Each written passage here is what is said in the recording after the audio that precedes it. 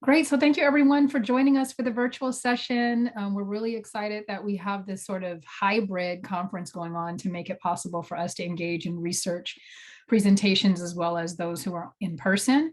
And we are going to jump right in because I'm looking at time. I know technically we're supposed to start at, oh, okay. So we're on time actually. So we have 2 minutes before we start. So I can take my time going into this just introduction, and maybe it'll give others some time to log on, those who are planning to be here for the presentations. So for the first hour, we'll have 3 research presentations, and then we'll have each group will present. Following their presentation, we'll have time for questions. And then after the first hour, then we'll move into 2 breakout rooms, one with COBTE and one with CTC. And so we'll put up some information around just to remind you of what's happening at that time. One room, we will talk with COBTE around a bill that they are in support of, and they've been doing a lot of work, and they'll give you all those details. In the other room, we'll be meeting with Cara Mendoza from CTC, and you'll have a chance to ask questions that will be answered later related to our upcoming release of residency grants from the commission.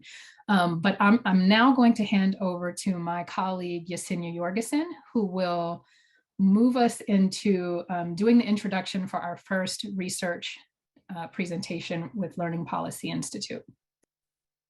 Thank you so much, Nicole. Good afternoon, everyone. Our first virtual session is titled Transitional Kindergarten is Expanding. What should teacher preparation programs do about it? I will hand it over to our colleagues from the Learning Policy Institute so that they can introduce themselves and get started. Great. Thanks so much. Let me just take a moment to put up my slides and share my screen.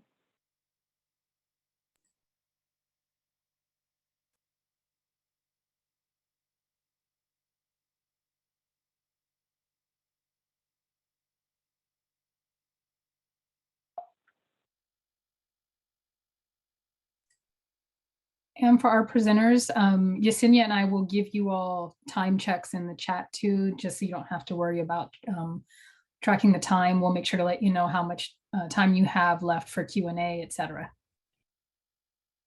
Great, thank you.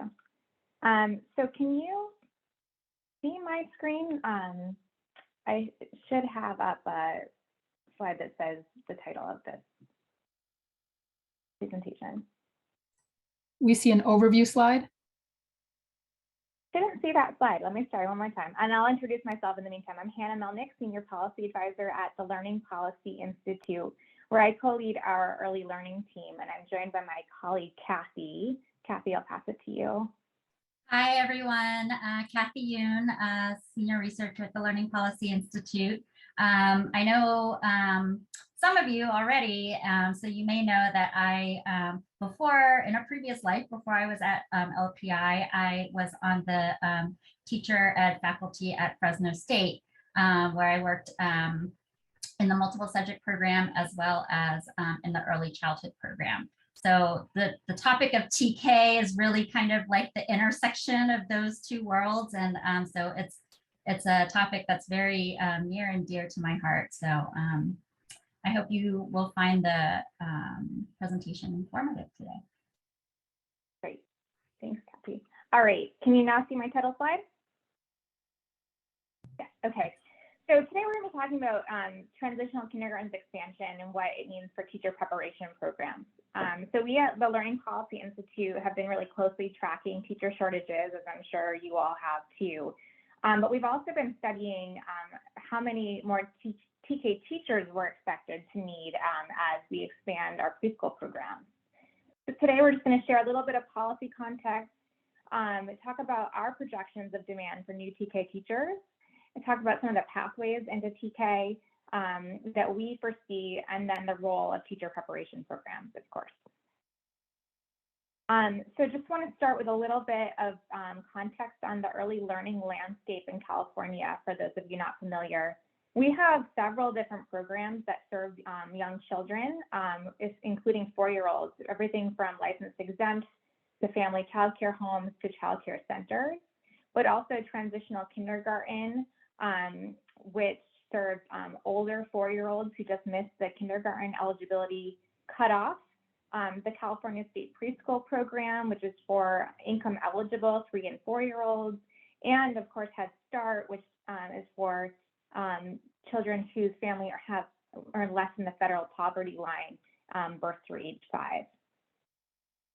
Each of these programs, as you can see, have really different teacher requirements, staff to teacher ratios, curriculum standards, in addition to their eligibility thresholds. So with that context, the governor and the legislature last year made a really historic decision to expand one of these programs, TK, to all 4-year-olds over the next 5 years. TK, again, has no income eligibility threshold. It's technically a second year of kindergarten, although we're hoping it'll be developmentally appropriate second year of kindergarten. Right now, TK is open to children who turn 5 between September and December. But over the next 4 years, we're going to gradually expand eligibility each year until by 2025-26, it will be open to all 4-year-olds. An additional part of the expansion of TK is adding some new child to adult ratios. So right now you could have 31, God forbid, 4-year-olds in a class with 1 lead teacher. But by next year, that will be capped at 12 children per adult, and then contingent upon funding, no more than 10 children per adult in subsequent years. Now, all of this means a lot more kids will have access to TK, but it also means a lot more teachers. And in our work, LPI projects 11 to 16,000 new TK lead teachers are going to be needed by full implementation, and even more assistant teachers, because some of those classes that currently are in operation don't have one. So this is huge. TK teachers need to have a multiple subjects teaching credential, like a kindergarten teacher. I just wanted to make sure you knew that by August of 2023, they also need to have 24 units of early childhood or a child development teacher permit or equivalent experience. Now, this is part of legislation, and it's required because 4-year-olds need different expertise and experience, or teachers of 4-year-olds need this extra early childhood experience.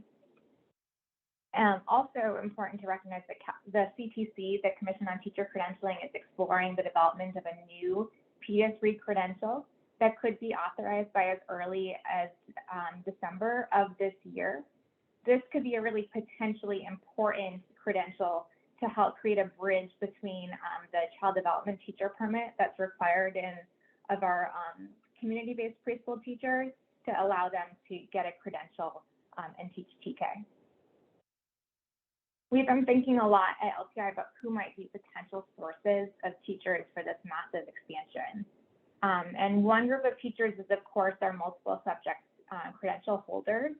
Some of them might want to teach younger learners and just need those extra 24 units of early childhood in order to be eligible to teach TK. We also have over 85,000 early childhood educators currently working in child care centers and preschools throughout the state. Over 70% of these teachers are people of color, so nearly twice as diverse as our K-12 workforce. And importantly, over 31,000 of these teachers already have a bachelor's degree in ECE. So these teachers would just need the multiple subjects credential to be able to teach in TK. And then, of course, there are new teacher candidates that are going to be needed to expand the field, especially given our teacher shortages in K-12 and in ECE. So some of these might be the 5,000 recent bachelor's degrees that were issued in ECE or child development. Those recent grads are great candidates for degree programs, for credential programs. And then we also have many recent graduates of associate degree programs as well. So when thinking about expanding the TK workforce, especially for those early childhood educators who are already in the workforce and have a lot of experience, We want to make sure that they have effective preparation models. And some of our research at LPI points to shared components of pathways that are effective for these educators. These include really clear pathways that allow candidates to move through to a credential very efficiently and effectively. Having supported fieldwork with a mentor teacher who has early childhood specific expertise. Progressing in cohorts of learners or other relationship-based models that can help retention. Having student supports is critical. So these include tutoring, career advising, and financial support. Remembering that early childhood educators are paid so much less than TK teachers. Having flexible coursework that, for example, could be online on nights and weekends or on their campuses where they're working. Having diverse and supported staff and faculty who reflect the candidates that they're serving. And then community partnerships that can help with everything from local recruitment to site placement. So I'm going to now pass it to Kathy, who can talk about some of these specific pathways, some of which she used to lead herself when she was at Fresno State. Thanks, Hannah. So ed prep programs play a really critical role in getting the workforce ready to provide high quality, developmentally appropriate instruction in TK. There's actually several different options for how ed prep programs can help address the coming need for more TK teachers with early childhood education expertise. So today we'll provide an overview of 4 potential pathways that build on the infrastructures and assets that ed prep programs like yours already have. And we'll present them in order from shorter term strategies to longer term pathways. So first, ed prep programs can work with LEAs to create cohorts of current multiple subject credential holders to fulfill that 24 unit requirement while working toward a master's degree. Some major advantages of this strategy is that teachers can continue their full-time employment in their current classrooms or in TK classrooms. The program can be designed flexibly to accommodate teachers who might have anywhere from 0 units to 21 units. Participants can choose to add on a limited number of units and a culminating experience to earn a master's degree. The cohort model provides really strong peer support for participants. And ideally, the coursework would be offered at a site within the district or in a hybrid format to reduce the commuting time and costs. In terms of funding, LEAs right now have access to a lot of grants, including the 3 that you see here. So make sure that you're talking with your LEA partners about how to leverage some of those dollars for specifically for teacher preparation. Second, ed prep programs can partner with LEAs to provide strong supported internship programs. So although the intern pathway has traditionally been for inexperienced teachers, this pathway might work really well for CSPP or other early childhood teachers who already have a bachelor's and teaching experience in birth to pre-K, but they need that multiple subject credential to be fully licensed to teach TK. So the supported internship pathway allows teachers with ECE experience to be full-time teachers of record in TK classrooms with salaries. And it builds on the existing workforce and the expertise that ECE teachers already have. This is an excellent strategy in terms of diversifying the workforce as well, because as Hannah mentioned earlier, the early childhood workforce is much more racially, linguistically, and culturally diverse than the current K-12 workforce, and more closely matches the student demographics.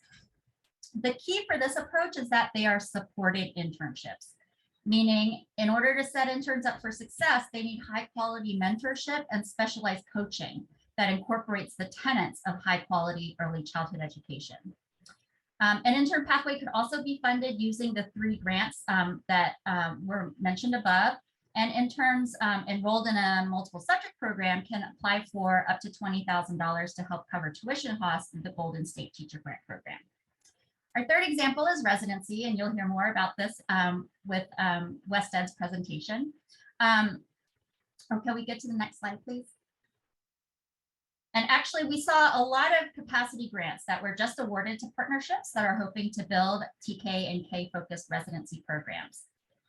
A growing body of research shows that high quality residencies are effective pathways that allow more access to teacher preparation for teachers from diverse backgrounds. And it's an excellent pathway for first-time credential candidates, career changers with BAs, as well as para-educators with BAs. The residency model provides financial support for residents, and this can look different depending on the program. Some programs offer straight up stipend to residents, some cover tuition costs.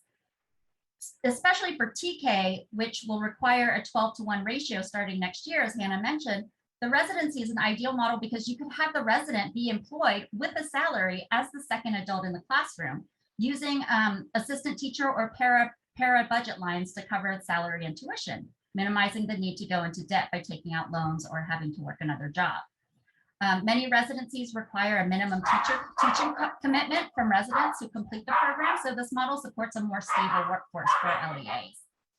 In addition to existing budget lines and LEAs, residencies can access multiple funding programs, including the Teacher Residency Grant Program, the Classified School Employee Teacher Credentialing Program, and the Golden State Teacher Grant. Our final example, ECE-focused ITEP and 2+2 programs, is a longer-term strategy for early and para-educators with AAs, first-time college students, and community college transfer students. The advantage of these models is that they're accelerated and streamlined, allowing candidates to move through the program as a cohort and complete their BA and multiple subject credential requirements in 4 years rather than 5 or 6. So many of you have already started thinking about some of these approaches and are already in conversation with your partner LEAs, but you may also be wondering, what else do I need to do to make these pathways a reality? So first, you need a strong partnership with your local community colleges and LEAs, and to get a sense of what your local TK hiring projections are. Second, you need funding, and to braid grant funding with flexible budgeting in LEAs, but also your program. So make sure you're communicating with your partner LEAs and collaboratively applying for the massive amount of grant funds that are currently available. Third, when you're designing your programs based on the models we presented today, remember to get creative, build in flexibility to accommodate local contextual needs. But one thing for sure is that you need clinical coaches who have ECE expertise and understand developmentally appropriate practice. And finally, and I can't stress enough how important this piece is, you can build an amazing program, but if you don't have anybody in that program, it doesn't make a difference, right? So you need a strategic recruitment plan, as well as high quality proactive advising at all levels and for all pathways, undergrad, transfer, credential, and paraeducator. So we had originally hoped to get input from you all about what you may already be doing, what plans you have, the kinds of questions you all that are coming up. So we invite you to take this conversation offline. Let us know what you're up to in terms of TK teacher prep, how it's going for you. Please email either both Hannah and I or either one of us with your input. And we really appreciate the hard work that you do every single day. Thank you so much.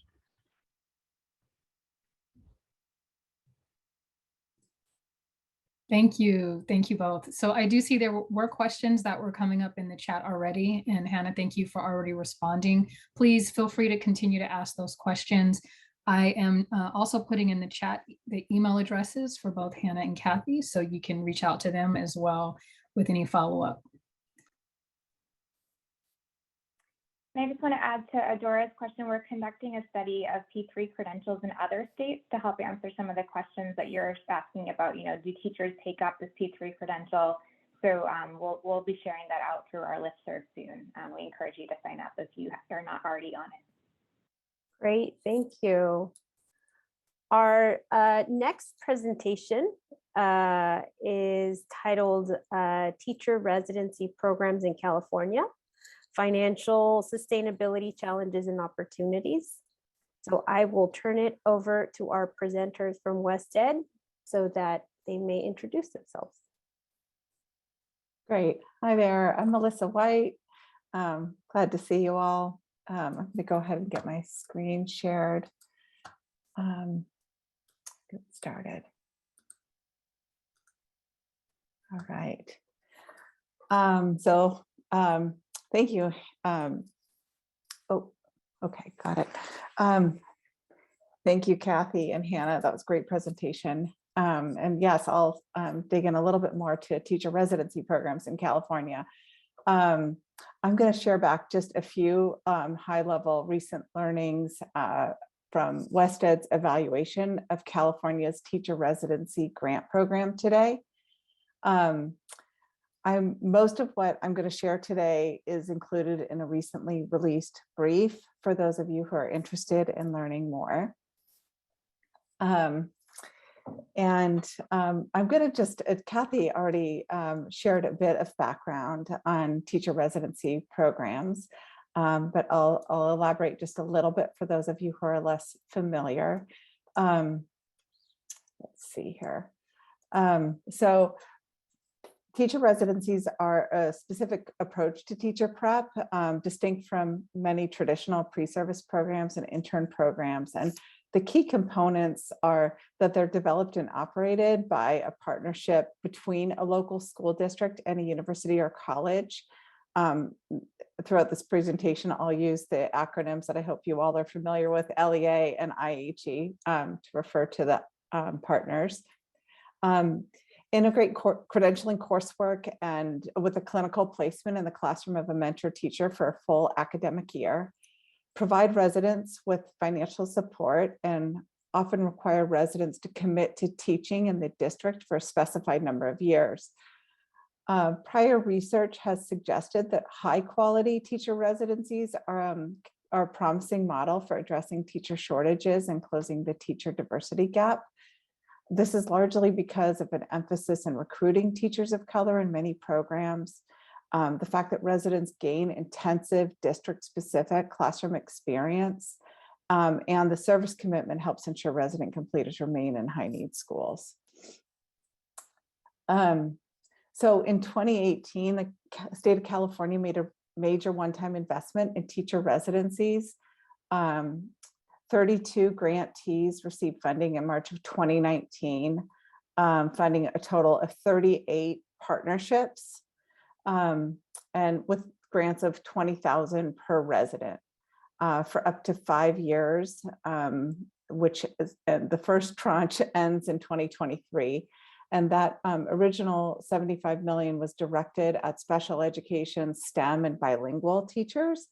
But as Kathy referenced, the state has also just expanded the program in the 2021 Budget Act for an additional $350 million in one-time funds. So our evaluation work has really been organized to help audiences try to be able to learn key about this work as it's unfolding. And we've been trying to share back along the way, particularly with a focus on the partnerships that are funded and their teams, but also with the policy community. We've been drawing on the data sources that you can see on the right hand of your screen. Most of what we're going to cover today are from the stakeholder surveys that were administered in April and May of 2021, which included a survey of program leads. And just a note on who those people are. They're the people that are identified as responsible for the overall management of the grant program. And they're almost exclusively on the LEA side, but sort of are positioned to speak on behalf of both the full partnership. Response rates for that group are 84%. It also draws today, we're also going to draw on data that's was collected by the CTC from programs and shared with WestEd through a data sharing agreement. So just a note on those data, CTC staff review all the data that come in from programs, but those data are not verified against other data sources. And currently the data that we'll share out today excludes 4 programs that have not submitted data yet. So just a quick rundown on some of the early indicators of progress in the grant program. First, by and large, residents from grantee programs continue to better reflect the diversity of the students they serve compared to the district's existing workforces. residents that were hired were more likely to be Hispanic and less likely to be white than other teachers in the existing teacher workforce and those the LEAs that have residency grants. However, I guess, what's going on here? Did I just mess this up? I'm sorry. The note on that, though, that I want to share is that fewer African-American residency completers, there were fewer of them compared to the LEA teachers. That was the only group that was underrepresented in the data that we just analyzed from the hiring data. Second, in spring 2021, we wanted to share out, we've been asking a lot about the global perceptions of the program over time, and really consistently we found that nearly all stakeholders, 83 to 93% in each stakeholder group in the most recent round of data, indicated they'd recommend the program to someone who wants to become a teacher. The high percentage of residents, mentors, and partners who would recommend the program remained consistent in all 4 administrations of our surveys beginning in fall 2019, and in fact increased over time. And this is consistent for residents of color and white residents and mentor respondents for whom we had race ethnicity information. The third point is when we asked about the strengths of the program, residents and mentor teachers really highlight the importance of their program's clinical experience and the support they receive. And this is when when we found these, looked at data on this, many of the residents were working in virtual environments. So that is perhaps a testament to the strength of these programs. We'll just share a couple quotes that illustrate the value that residents and mentors have reported on. I'll let you just take a minute to read those quotes.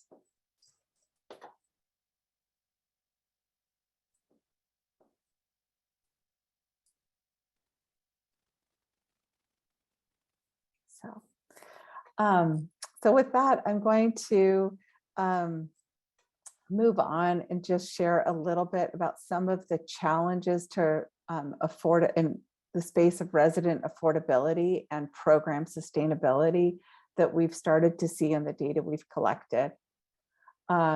First, partnerships have consistently indicated that recruitment of high ability residents, particularly residents of color, is their greatest area of need. This graph here shows the number of residents by partnership for the second cohort of residents in the 2021 school year. 31 programs reported residents in their cohort 2. And you can see 22 out of 31 programs reported fewer than 15 residents. So this number of residents is less than if the funds for this grant program were evenly distributed across the grant years. And these data triangulate with data that we've collected and heard recruitment from program leads and partnership team members that recruiting has been very challenging in many circumstances. And when we asked about what are the major barriers that are facing in recruiting residents, financial barriers posed to residents are the biggest recruitment barrier reported. Another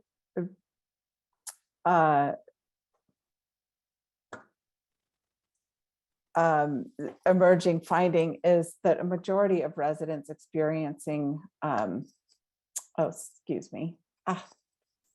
happened here?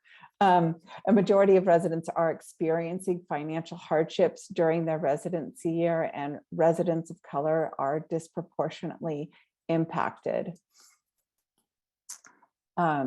You can see here a slight majority.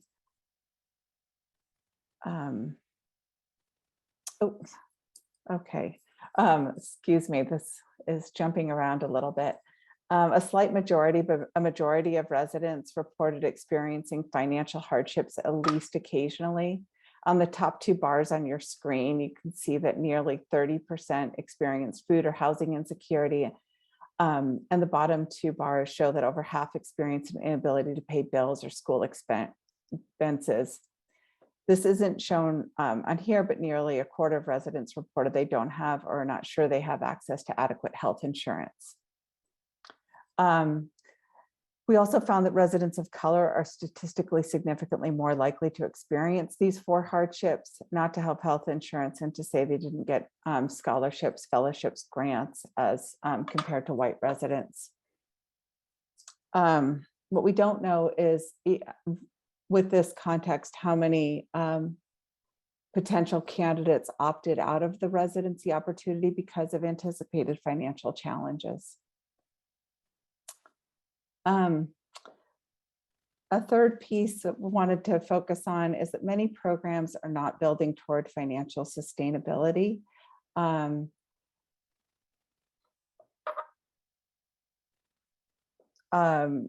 Program leads are reported on how they're thinking about grading funding sources to support sustainability and affordability. And you can see for the funding sources that are on the left hand of the screen, we asked leads if their program was currently using or if they were making plans to use these opportunities. This is indicated by the shades of yellow. Or if they were not considering the opportunity, if they weren't sure, this is the blue. A little over half, or 14 leads, noted that they were using or planning to use discretionary school or district funds. About a third were planning to use Title II funds and philanthropic support, and a much smaller portion reported using or planning to use federal grants, local resources, or Title I funds. We also asked leads if their programs were taking advantage of some of the more IHE-focused strategies aimed at affordability for residents.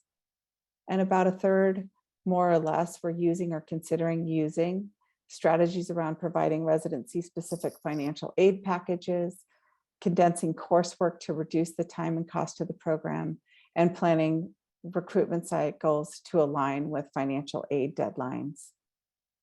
And then a much smaller number were working with the IHE to provide work-steady jobs integrated with the residency experience. So progress towards broadening these funding sources required deep collaboration between the IHE and the LEA partners to position themselves to take advantage of long-term funding sources. And it may be that that's been challenging to do that planning work in the context of the grant and the constraints around it, and never mind the pandemic. Finally, I want to share that some programs are also reporting they're lacking in administrative capacity to sustain and scale their programs. What we found is about 40% of partnership team members indicated that the program could have allocated more resources to support the administrative costs of running the program, and 6% of partnership team members indicated challenges balancing the residency work with other responsibilities. And you can see a couple quotes on the right hand of the screen, and I'll just let you read those.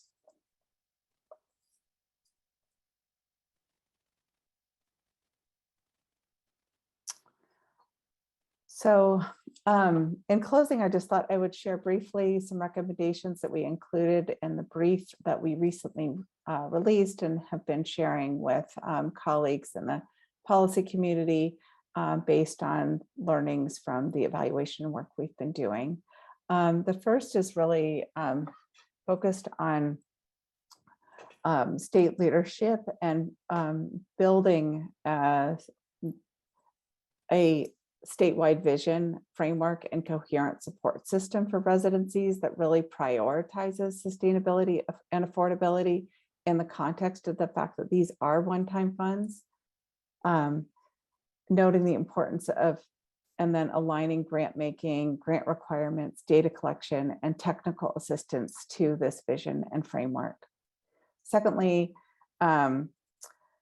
providing residencies with ongoing technical assistance to make use of a non-grant funding sources and existing resources to help sustain and make the programs affordable beyond the grant.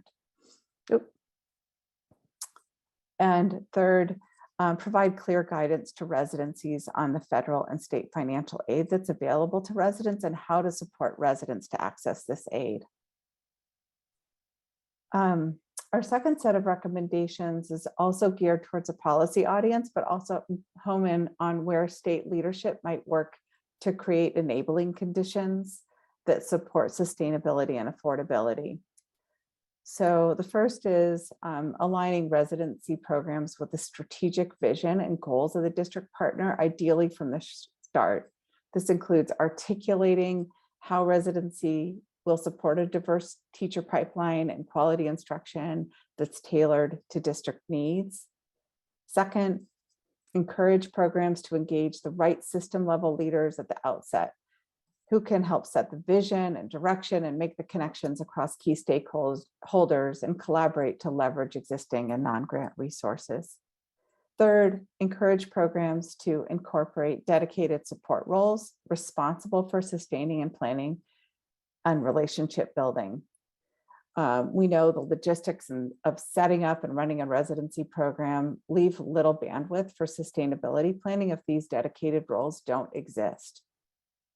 And fourth, and critical for the state grants goal of diversifying the teaching workforce, prioritize affordability for residents from diverse backgrounds and income levels with a focus on residents of color and residents from local communities.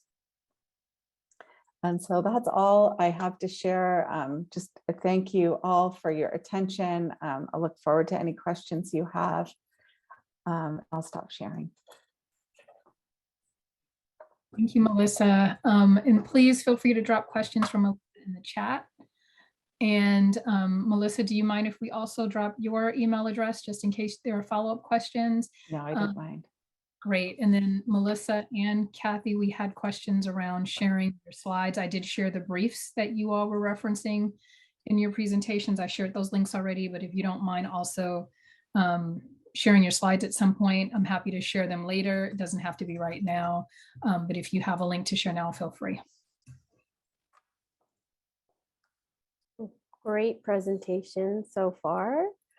Our third session is titled California Preparation Pathways Project, CP3. So I will turn it over to our colleagues from West Ed so that they can introduce themselves. Actually, Yesenia, we're from CTARN, the Yes, California. our CTARN are next. Oh, I'm sorry. I'm sorry, CTARN.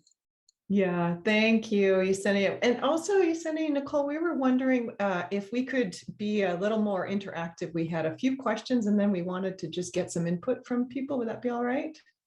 Absolutely. Okay. So what I'll do is I'll start by sharing my screen and we'll do a brief introduction here. Let me just make sure.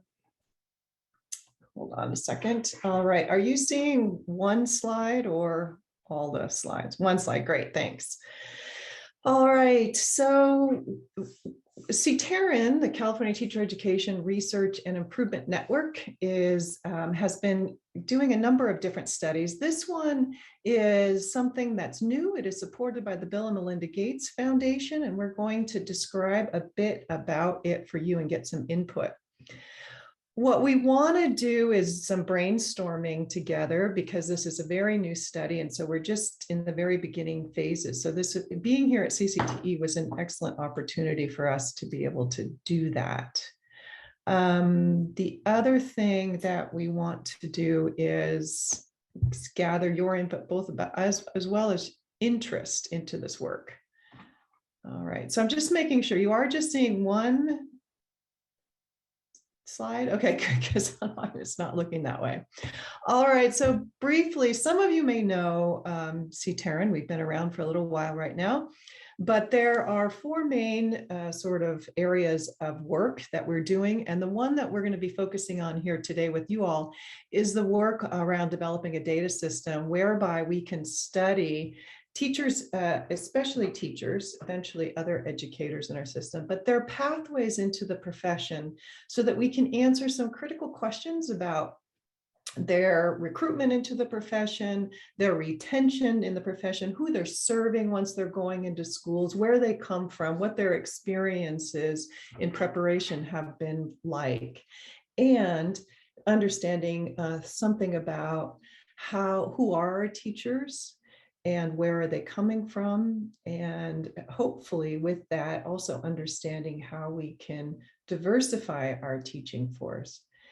And that is something that we have been studying recently. This was one of our briefs that we presented for a number of people. I'm going to put our brief, a link to the brief in the chat if you haven't seen it.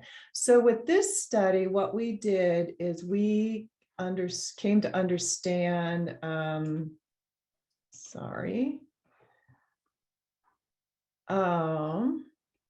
we looked at how teachers were entering the profession based on what their first credential was that they earned. This is the data that we have access to at the moment, and this is our opportunity at the moment for understanding how teachers are entering these pathways. So right now we can understand if they first came in on an intern credential, or they first came in with a preliminary credential, or their first credential was an emergency permit of some kind. And then we could follow them into their classrooms, where they were going, which students they were serving, and how long they were staying. And there were a number of key takeaways around this work, including the fact that many of our teachers of color entered the profession in more challenging pathways, such as intern pathways, where you learn on the job with less supports than you might if you were attending a fully supervised student teaching program, for instance. And we also found that those entering the profession on emergency permits were far more likely to leave the profession, 40% more likely to leave the profession after the first year, and then again after 3 years. So this brief will just tell you a lot more about that study.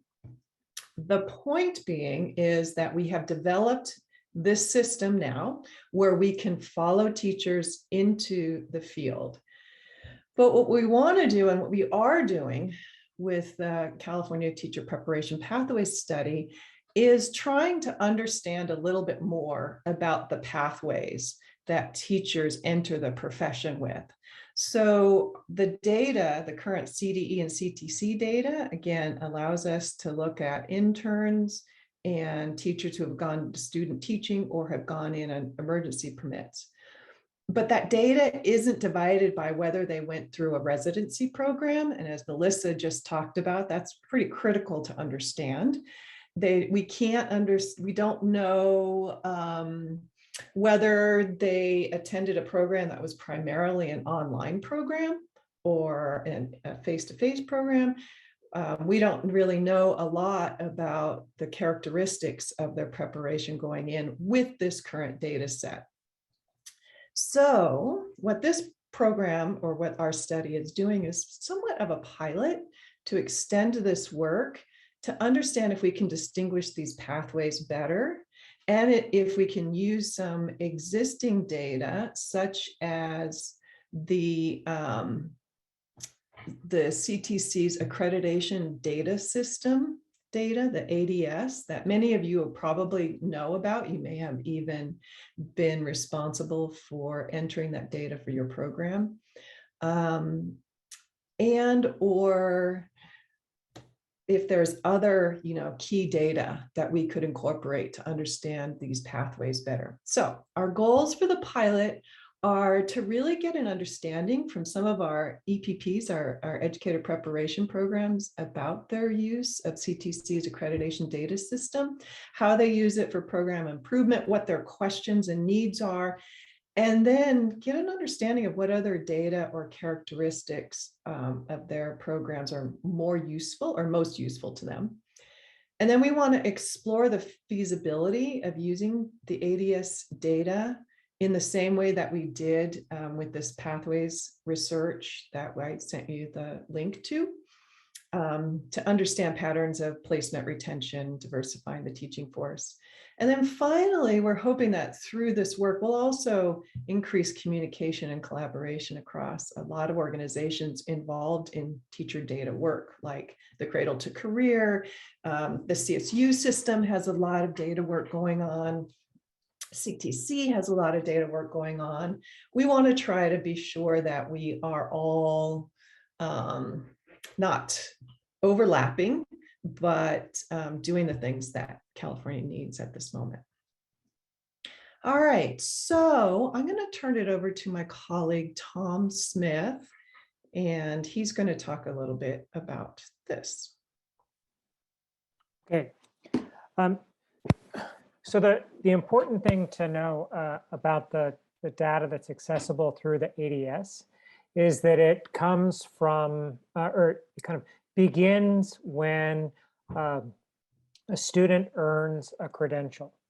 And right now, we know kind of the characteristics of the programs that individual institutions offer, but those characteristics can't be matched directly to the students. So what do we know?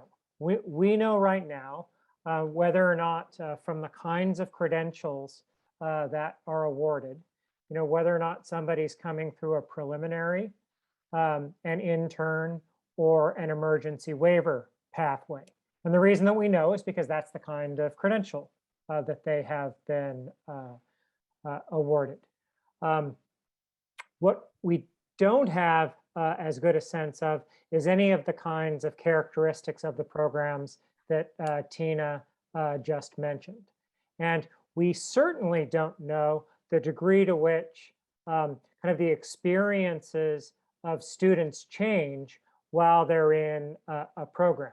So for example, in the for somebody who earns an intern credential or applies for an intern credential, there are programs that's the normal and typical way to start, maybe the way that many of your programs are organized.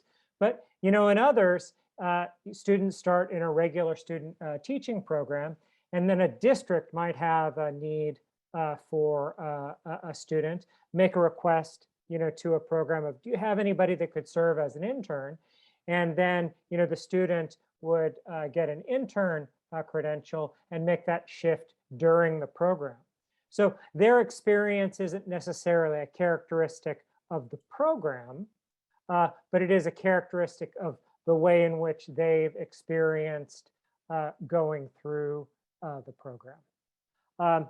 Now, when if somebody gets on an emergency credential or a waiver, it ends up being even a little bit more complicated to think of this as a pathway.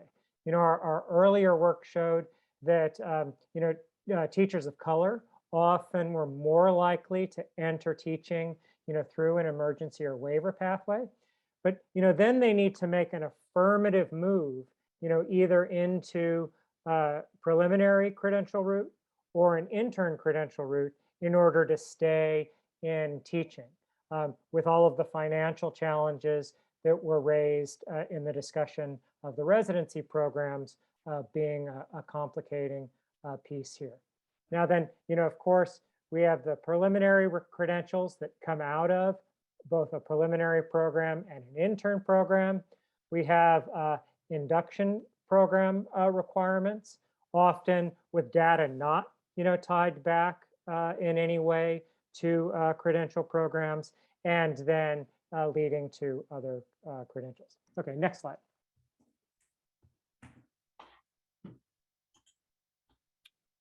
Okay, so taking us back to the ADS, many of you may have some experience with either reporting or taking a look at these data, but there are 30 combinations in which current programs are asked what are characteristics of any of the pathways or programs that you currently have. Do you have an undergraduate program? Do you have a graduate level program? Is it intern student teaching? And among student teaching, is it a residency program or is it a co-teaching program? NA applies to programs in private institutions that send students to do their student teaching in private schools. And then you're also asked about delivery method, online, face-to-face, hybrid. Now, all of these dimensions are put into a matrix, essentially with 30 different crosses, and then institutions are asked to indicate how many students that they have at the intersections of each of these programs. We've gotten some early feedback that this is a non-trivial thing to do for many programs, that in some cases the definitions of how to categorize these aren't as clear as they need to be, particularly if they're going to be comparable across programs, and that the data itself might not be particularly useful to them, which is one of the major reasons driving our study.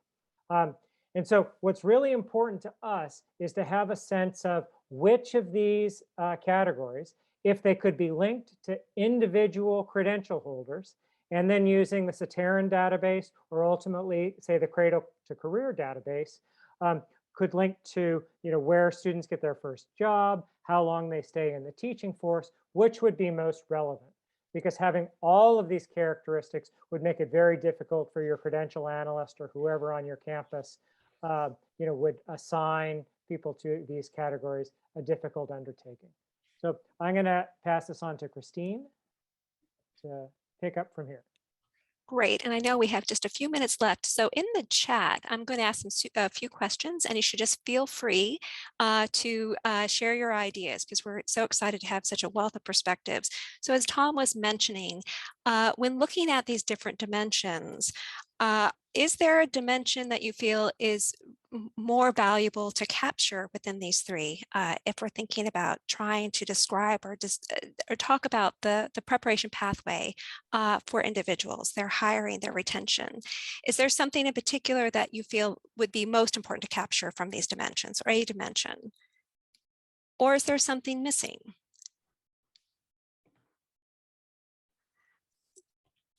Again, feel free to put things in the chat as you're thinking about them related to the ADS report sets. While we're waiting, out of curiosity, just with raising your hand, how many of you are in charge or play a role in that process?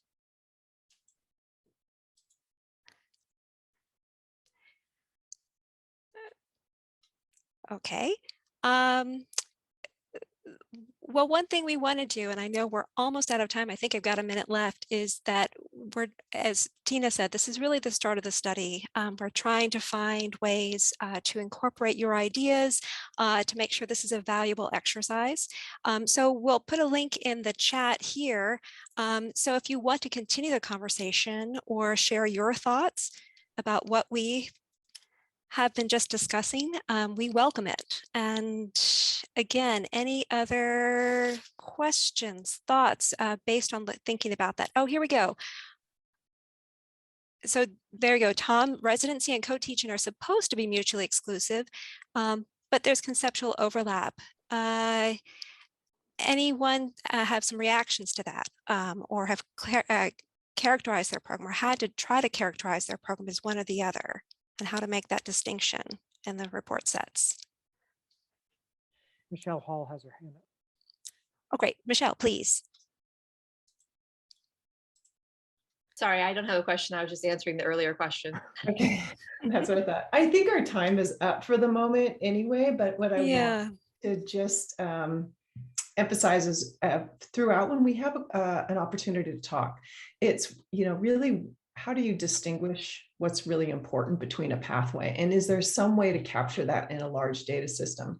We'll try this with the ADS data that we currently have, because you all have already entered that. So that'll give us some sense of what works and what's interesting. But then our interviews with our programs that are participating will help tell us more. So that's what we're hoping to understand. I'll turn it back over to you, Nicole. Sure. Thank you so much for that. Always informative.